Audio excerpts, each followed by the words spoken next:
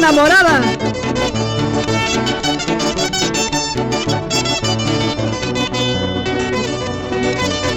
¿Cómo se llama esa chiquilla? No sé su nombre, pero es bonita.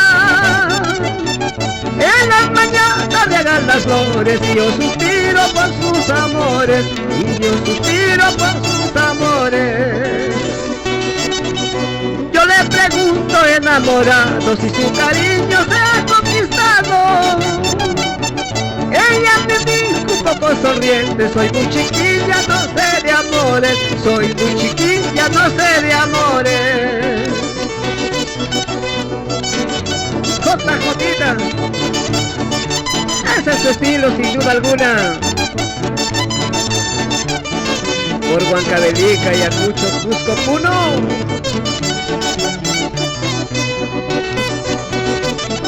Después de un tiempo vine a verla y entre las flores fui a sorprenderla.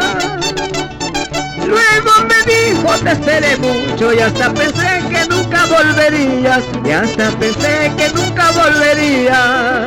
Ahora, suspiró por sus amores de esa chiquilla bonita, cara ya no sé qué hacer. Ahora sé que me quiere, ahora sé que me ama, creo que voy a enloquecer. Suspiró por sus amores de esa chiquilla bonita, cara ya no sé qué hacer. Ahora sé que me quiere, ahora sé que me ama, creo que voy a enloquecer.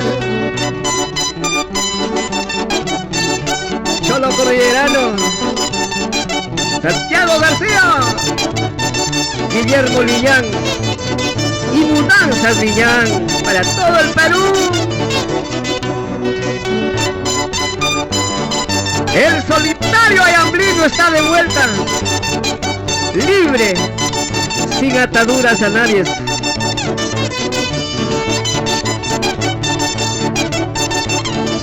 ¡Eso! ¡Ay, ay, ay, ay, ahora! Arriba mi tierra Ayambla, la ciudad de los carpinteros.